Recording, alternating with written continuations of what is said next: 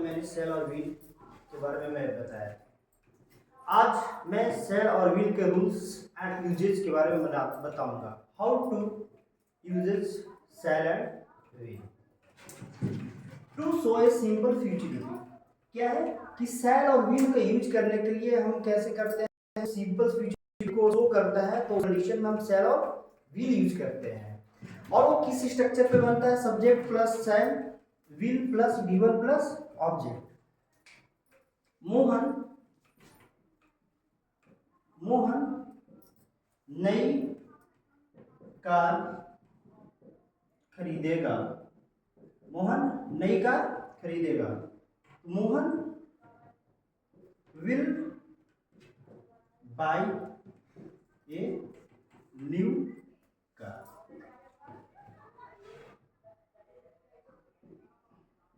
मैं पटना जाऊंगा। मैं पटना जाऊंगा। I shall go to Patna. Shall और व्हील का यूज करने से वो क्या चीज को डिनोट करता है, सिंपल फ्यूचरिटी को डिनोट करता है, not of A conditional.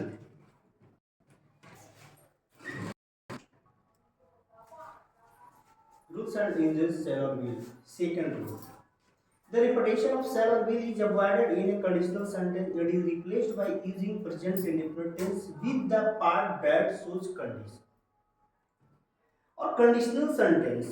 If, when, till, until, unless, as well, as long as से स्टार्ट होने वाले सेंटेंस को मैं प्रेजेंट इंडेफिनिट टेंस में बनाता हूँ एंड अदर पार्ट्स को फ्यूचर इंडेफिनिट में बनाया जाता है।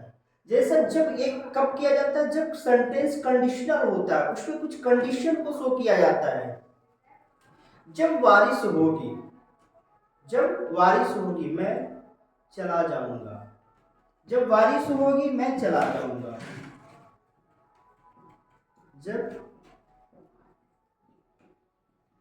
बारिश होगी मैं चला जाऊंगा।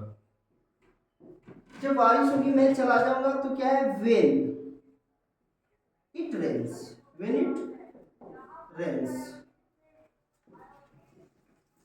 I shall go। यहां पे मैंने क्या बताया, ये ध्यान रखने योग्य बातें हैं, ये नोटिस करना है कि जिस हिंदी सेंटेंस में वेन हो, इफ हो, टिल हो, अनटिल हो, उस सेंटेंस को प्रेजेंट इंडेफिनिट टेंस में बनाया जाता है और अदर पार्ट को फ्यूचर इंडेफिनिट टेंस में बनाया जाता है। अब मैं नेक्स्ट एग्जांपल देता हूं। नेक्स्ट एग्जांपल दे रहा हूं। जब वह आएगा, when he comes, when he comes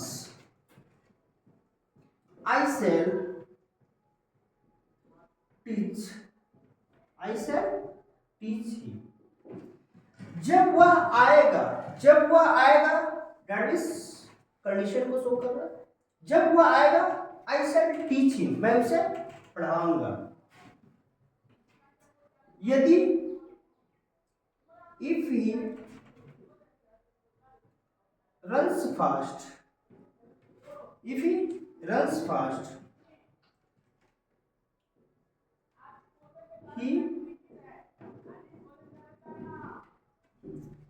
he will win the race। यदि वह तेज दौड़ेगा, यदि वह तेज दौड़ेगा वह दौड़ जीत जाए। तो जब क्या होता है कि जिसके साथ में कंडीशन लगा होता है उसे क्या बताते हैं, किसमें बनाते हैं, प्रेजेंट इंडेफिनिट बनाते हैं और अदर पार्ट को फ्यूचर इंडेफिनिट में बनाते हैं। ये कोई जरूरी नहीं है कि ये भी आता है, he will win race, he will win the race। ये यहां भी आ सकता है और ये क्या होगा, लास्ट में भी जा सकता है। जैसे he will win the race if he runs fast. I shall teach him, I shall teach him when he comes. मैं उसे पढ़ाऊंगा जब वो आएगा। तो जो कंडीशन होता है ये आगे भी हो सकता है, पीछे भी हो सकता है। जब ये आपका पीछे जाएगा, दिखाता हूं। I shall teach him. I shall teach him when he comes. When he comes. मैं उसे पढ़ाऊंगा जब वह आएगा। तब यहाँ पे क्या कर रहा है, when से दो सेंटेंस को कनेक्ट किया जाता है। जब इसे स्टार्टिंग में लाते हैं when he comes, फिर क्या करते हैं, देन का यूज नहीं करते हैं, देन का यूज नहीं करेंगे, कॉमा का यूज करेंगे। आई शैल टीच हिम। मैं उम्मीद करता हूं कि कंडीशनल सेंटेंस ऑफ फ्यूचर का क्लियर हो गया होगा।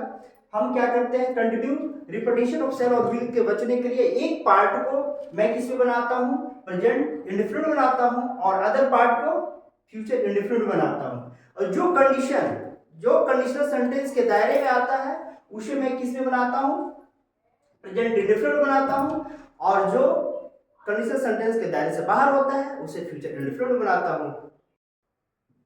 शैल और विल का यूज किसी की इच्छा को जानने के लिए प्रयोग में लाया जाता है। जैसे आप सवाल किसी से करते हैं कि आप चाय पिएंगे, will you take tea, will you take tea, will you take tea. ये विल यू टेक टी कहने का मतलब है कि सामने वाले व्यक्ति से हम क्या करें, उनकी इच्छा के बारे में, उनकी विश के बारे में मैं जानना चाह रहा हूं, इसीलिए मैं क्या यूज करता हूं, will you take tea. Will you go there, क्या आप यहां से जाएंगे, विल यू गो हियर, क्या आप यहां से जाएंगे। तो क्या है, विल का यूज करने से क्या मुझे पता चलता है, किसी की इच्छा। ओके, उम्मीद करता हूं कि आपको समझ में आ गया हो।